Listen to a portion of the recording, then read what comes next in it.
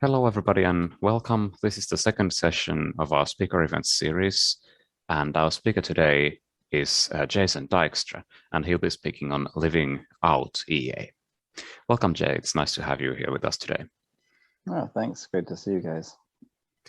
So, Jay, you're a familiar person to many people in the EA for Christians community, but for the benefit of those who might not know you that well, I'm thinking especially people watching a recording of this event, could you just very briefly tell us a few things about yourself, like who you are, what you do, what's your background in EA? Sure. So my journey to EA actually started as a very young adult in my early to mid 20s, and really it was God giving me a lot of opportunities to figure out how I could engage the different human needs that I was created to engage. And so some of those are better, I guess, engaged using resources like advocacy or time or education. But also, I was building a mindset with my wife at that time of trying to figure out how we could build a sustainable and easy way to do that with money, also. And so, God put several opportunities in place during that time to be able to work with students and young adults, to be able to do writing projects and other advocacy projects, and to build a philosophy of giving and money that eventually became something that we were able to fully realize more in my 30s. And so that led to basically a mindset or a structure that allowed us to give a lot of our money away. And EA came into that then, as it did for most people in the 2010, 2015 kind of time period, where we learned how to actually apply that money, especially in a way that became extremely impactful and more effective. And so the giving mechanism was already there. We just didn't know how to give as impactfully as we could have. And obviously, it turns out that when you do practices that relate to EA, you can even be hundreds of times more impactful with your money than you thought you were being before. And so that was the last piece of the puzzle for us, but God built kind of a mindset and a network to get us there. And then we were able to apply EA to that to make our resources and in many ways our advocacy, hopefully, much more impactful. Yeah, great. Thank you. So I guess if we move on then to some of the questions we'd like to discuss today, I think we could start with church. And that's maybe not the first thing that comes to mind when thinking about EA, but church is a big part of the lives of many people in the EA for Christians community. And it's also something that I think we as a community can have unique insights on that you simply can't find in the wider EA community. So I would be really interested in hearing your thoughts on church and effective altruism. Sure.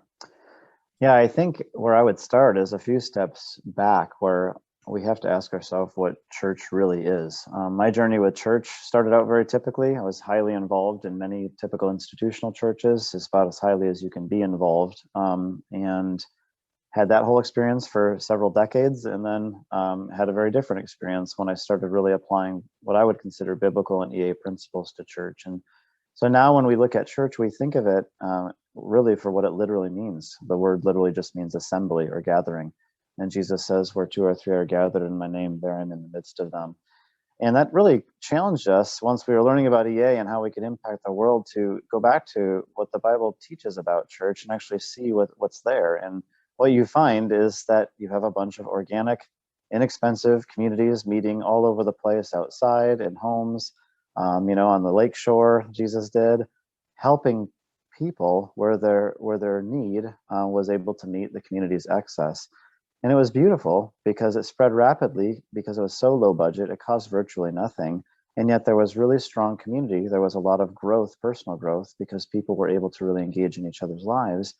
And the people around them who weren't yet followers of Christ were able to see that and get excited about it because there was a very strong link between their personal growth and their willingness to bring that growth and healing and I guess benefit to other people around them. And we see that continue in the early church in the New Testament, where you have these same organic communities meeting in houses, meeting in outdoor environments, no big buildings, no big programs, just gatherings of people who are both building each other up very organically, but also able then to take their resources and be able to pool them together to meet need where there was excess. We see that happening in Jerusalem in Acts 2 and 4, and then we see that happening all throughout the world, the known world at that time, to these people when Paul is raising money in local communities in one place to be able to give it to other communities hundreds of miles away, where they don't even know these people. They don't have relational or emotional connections with them, but they do know that they're part of this global body that Jesus is the head of.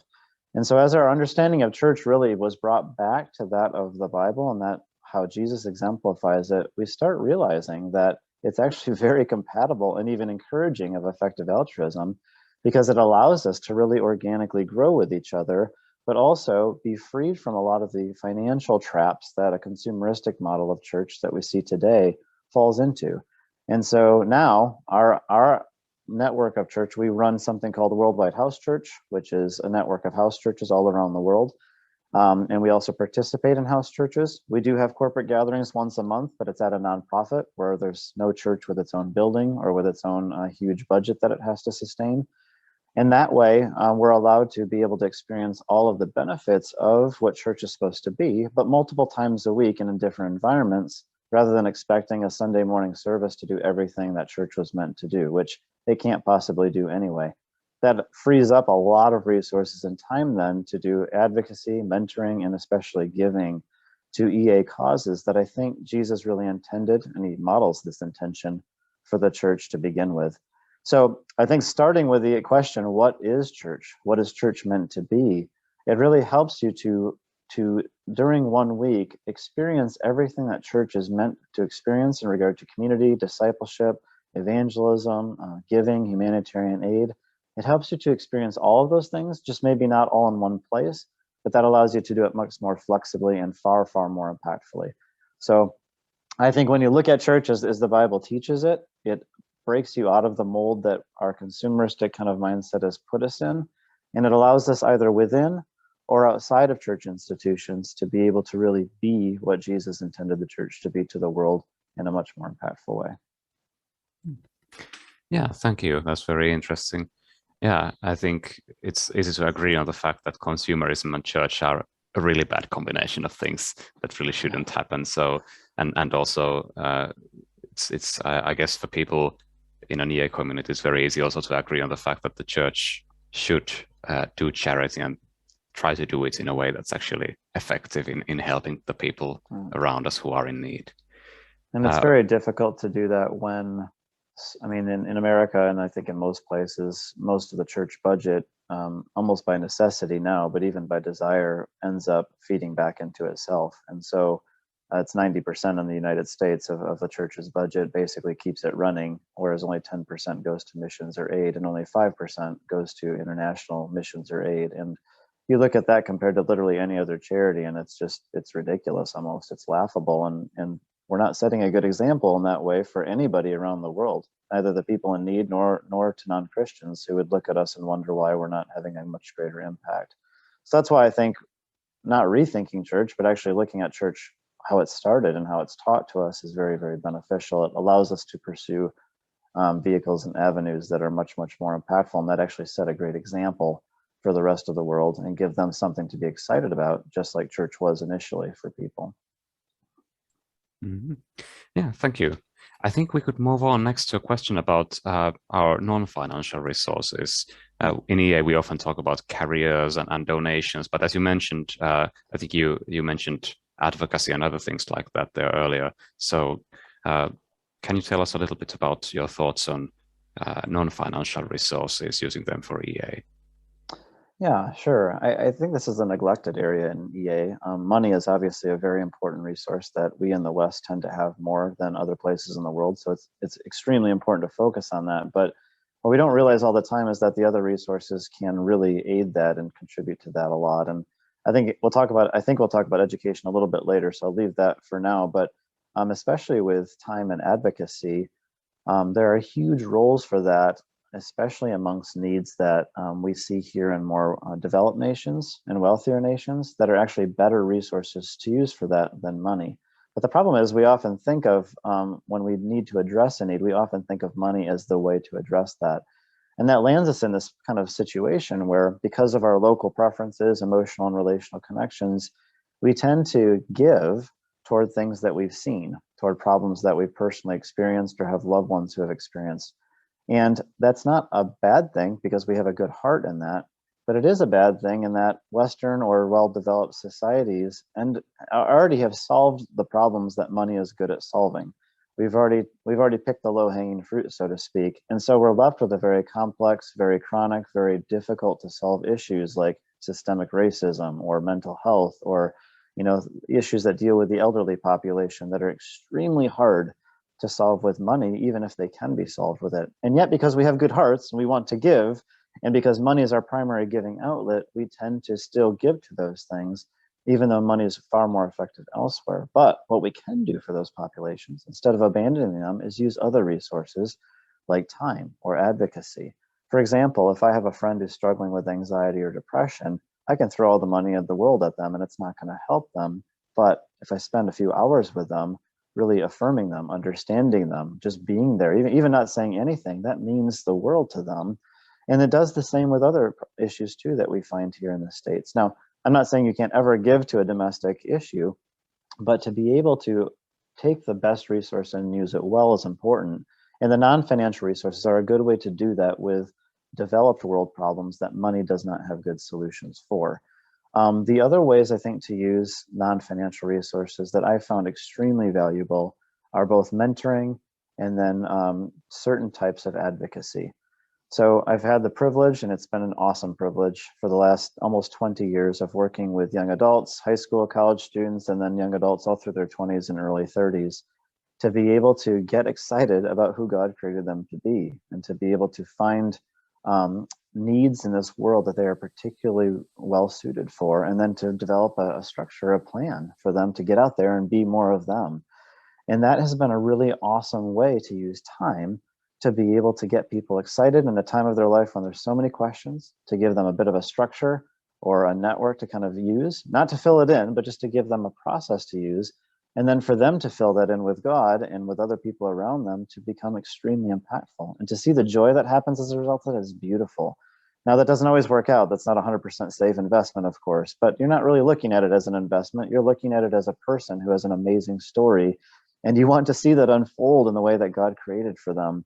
And it's beautiful when it does. So I think mentoring is a wonderful way to use time, especially, and it tends to be a pretty effective way compared to other ways to use time. I also think that advocacy is very, very important for some EA causes where money is not quite as effective. It can be very important for causes like AI, causes like climate change, especially political advocacy.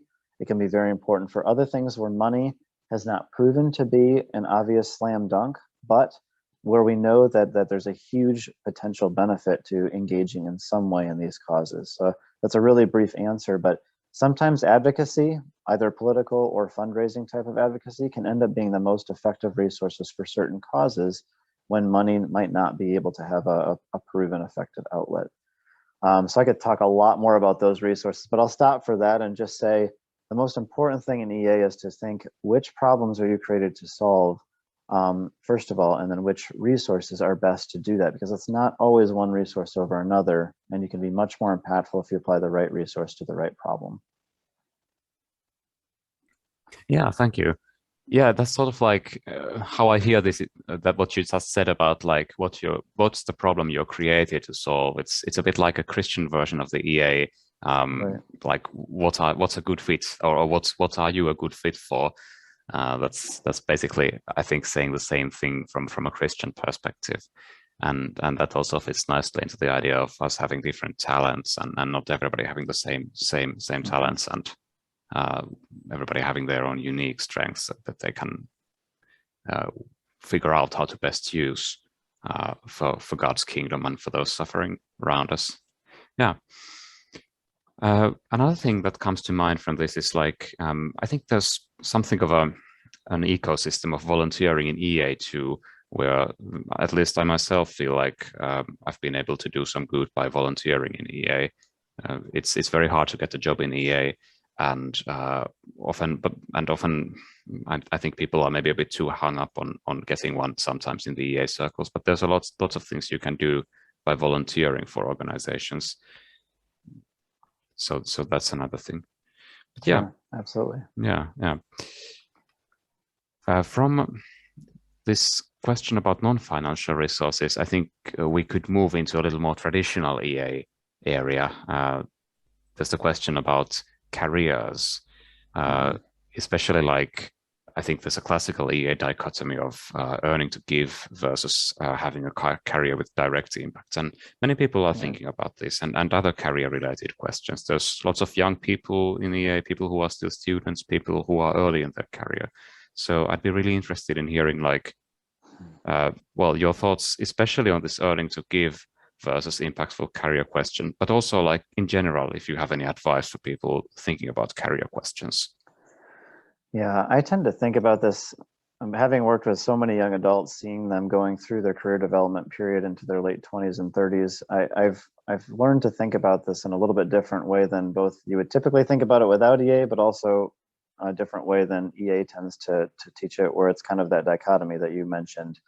I like to start with the needs and tasks and gifts that God created each person with. I'm not like a personality test or anything like that that you would take, but simply to say, what types of activities in a typical week do I need to be doing? Who do I need to be talking to? What do I need to be talking about? What needs am I addressing? How am I addressing those needs? Where every single part of who I was created to be is being exercised or grown in some way. And you're not putting a job title on it at that point. You're not putting a major or an area of focus of study on it. You're simply saying, what needs to happen in a typical week where every part of me that God created me for is being exercised or grown in some way. And then to say, what job can I get or what career can I pursue that's going to allow as many of those things to happen as possible? Now, this doesn't have to happen within the particular work that you do.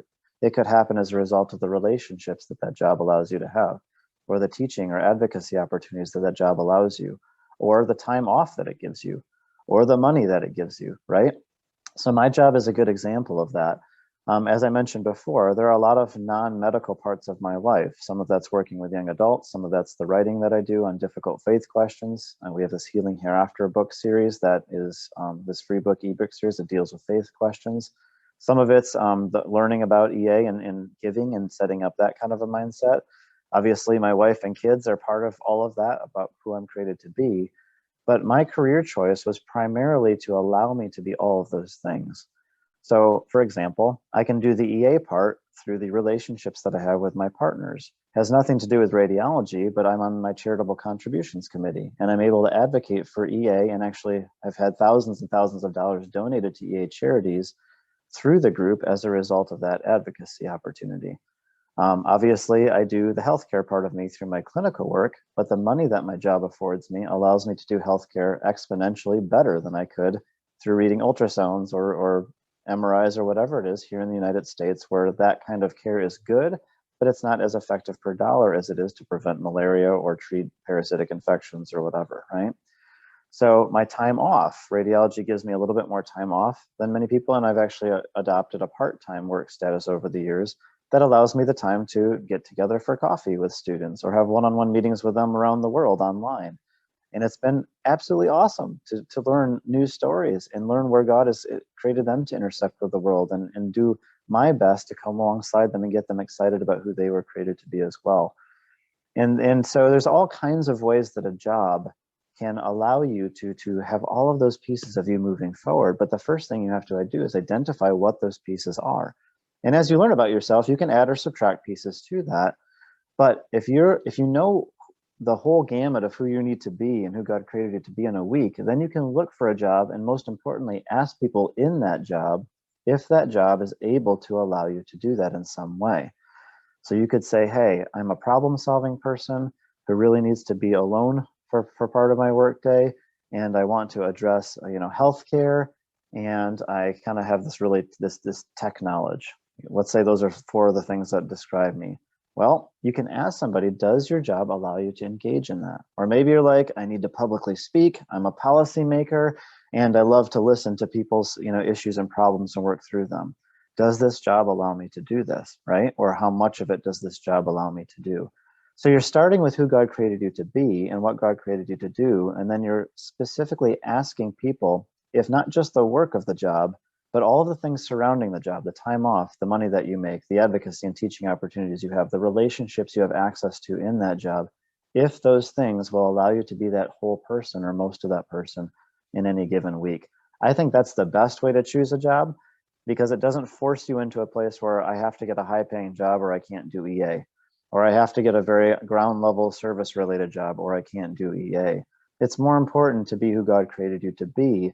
And if you're intentional enough about those aspects of you, you will find ways to do them in your job. Now, just remember, intentionality doesn't produce results overnight. So being intentional will get you to a place eventually where you're able to use your job in and outside of it to do a lot of those or all of those things.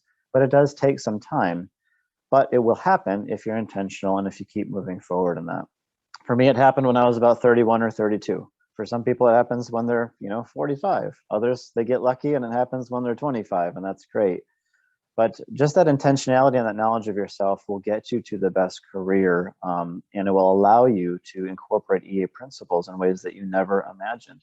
I mean, here I am talking to people all around the world in ways that have nothing to do with my job, and yet I'm able to do that because I wanted to put those pieces in place that had to do with mentoring, or that had to do with working with young adults, that had to do with money, that have nothing to do with radiology, and yet afford me opportunities to be able to be those parts of who I am, which is fantastic. So take heart. There are a lot of different jobs that will allow you to do this. There's no one right job for you, but make sure, I think that's a great process to use to go forward. And you will find that it will make you very impactful with your resources, your education, your money, and your time in ways that you never thought any one job could, which is great.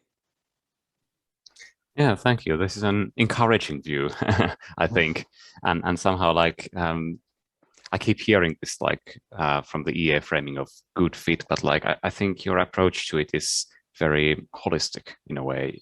You Yeah. seem to approach it as like a whole life good fit, not just a good fit for your job, but like your job plus the other things you do with your time. And I think it's actually great that sometimes to look at things from this perspective, because I think in the West we tend to sometimes be quite job centric. That's, I think, different Right. countries that differs Mhm. between countries, but at least I think United States, UK, and Finland probably too are places that can sometimes be, quite job centered in the Right. way they look at people's lives.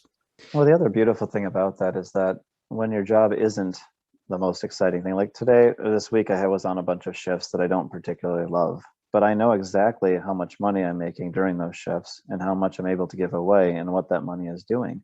So even when I'm reading a whole bunch of ultrasounds that aren't particularly exciting, and I happen to be on a more boring or mundane or less exciting part of my work career, I know what it's doing with the money that I have. I know what I'm able to do among my colleagues when I talk to them during my job. And it gives that a transcendence from the grind that actually makes that job actually pretty exciting, even when it's not exciting, because your job is doing much more than just the job.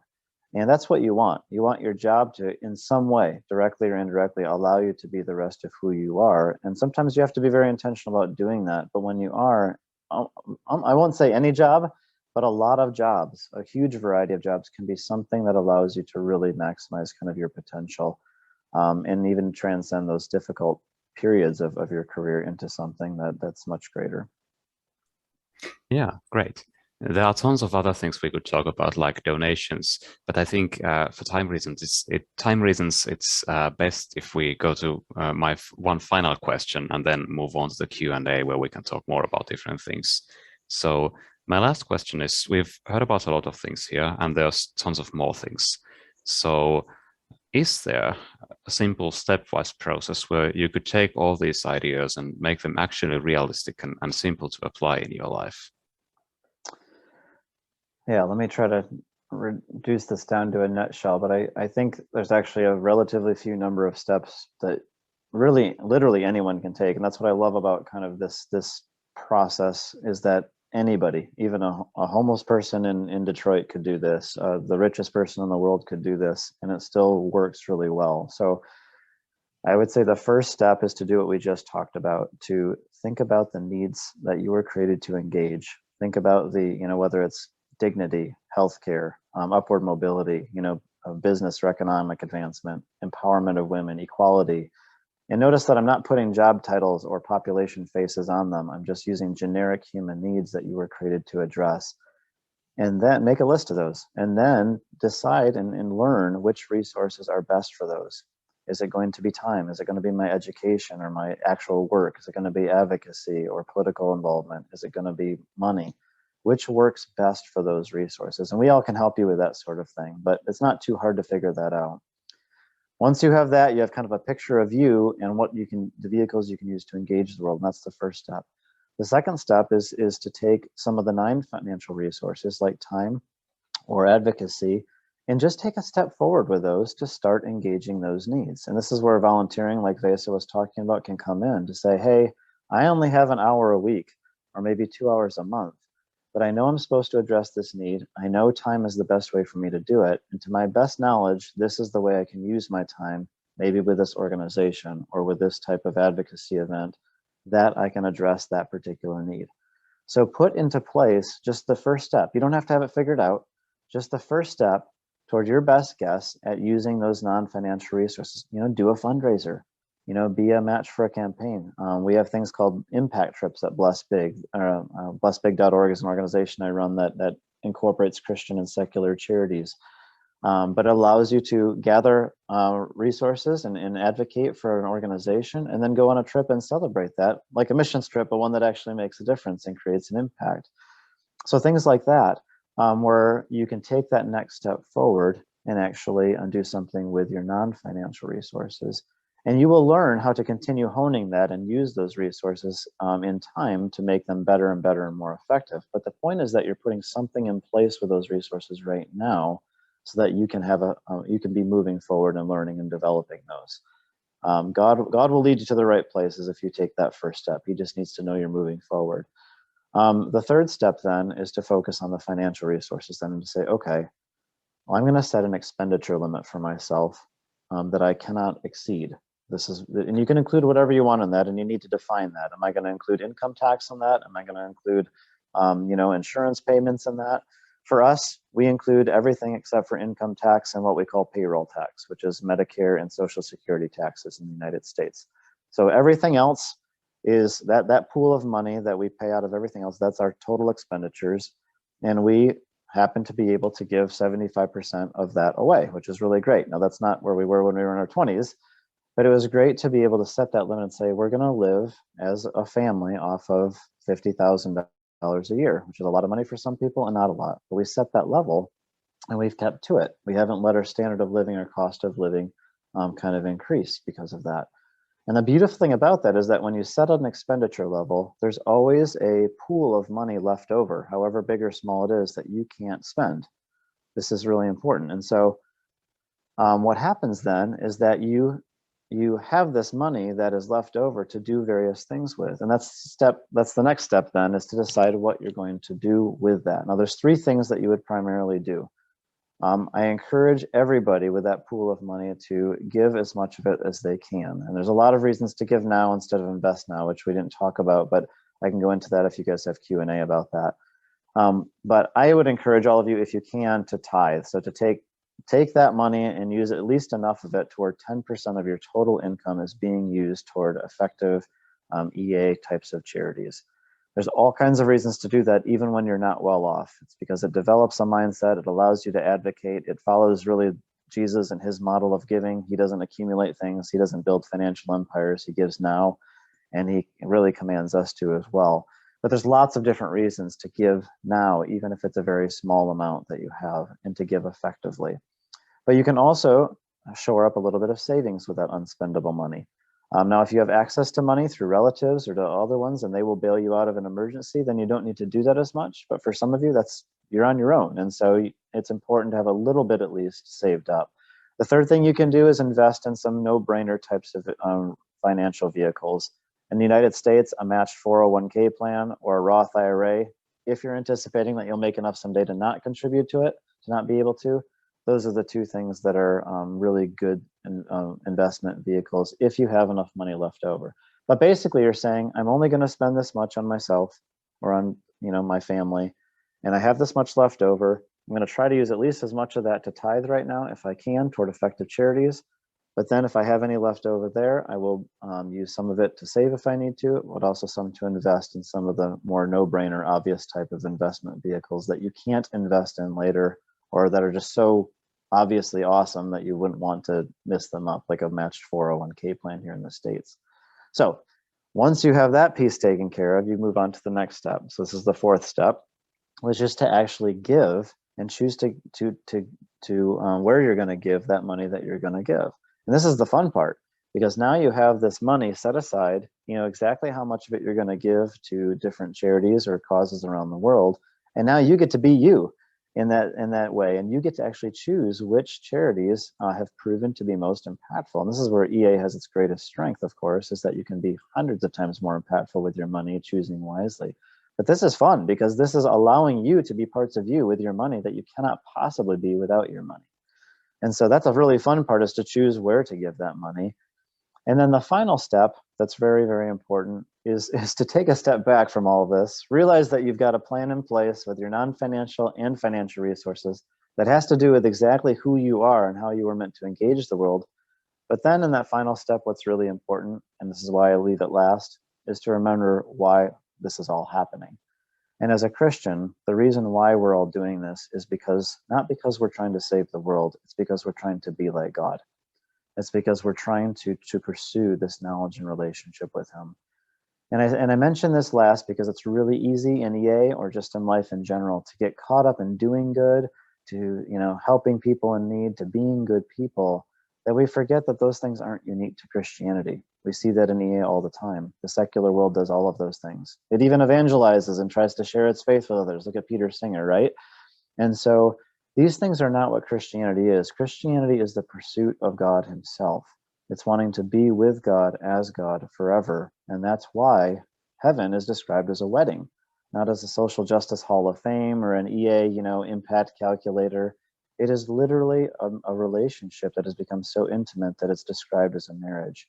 So we have to take a step back at the end of this process and say, am I actually doing this because I value God, want to know him, and really want to pursue his type of perfection? And if we're not forging that relationship with him, if we're not spending time with him, and we're not being with him and actually wanting him, then we're missing the whole point of this existence, and we're doing EA for essentially secular reasons. So at the end of this process, we need to make sure that we are spending time with God, forging that relationship, and that our EA and our desire to benefit the world is coming out of our desire to be like him. It's not happening independently of that desire, if that makes sense. The reason I mention this is because, number one, if we forget about this, then we're basically non-Christians just doing humanitarian work in the world. We don't have a Christian component to what we're doing, essentially, because everybody else can do EA too. So we're kind of missing the point. Number one, we're forgetting the real reason we're here, which is to pursue God as God forever. But the other reason this is important is that we're sacrificing our best ally. If we're not pursuing that relationship with God and spending time to be in his word and pray to him, he's going to always bring us back to that, because he knows the eternal thing that we're doing is more important than the temporary thing. And when he brings us back to that, that means he's not going to be using his resources and his time and his knowledge to be blessing us in our pursuits to do EA. And I've seen this happen over and over again, where solely because people were pursuing God and being with him and spending time with him, God did so many things behind the scenes for them that they could not have possibly anticipated to get them to the perfect career, the perfect family situation, a really impactful place where they were having all kinds of opportunities to make a difference. And they will tell you this only happened not because I had a plan, but because I was spending time with God and he was able to use his infinite resources at his disposal to get me where he created me to be.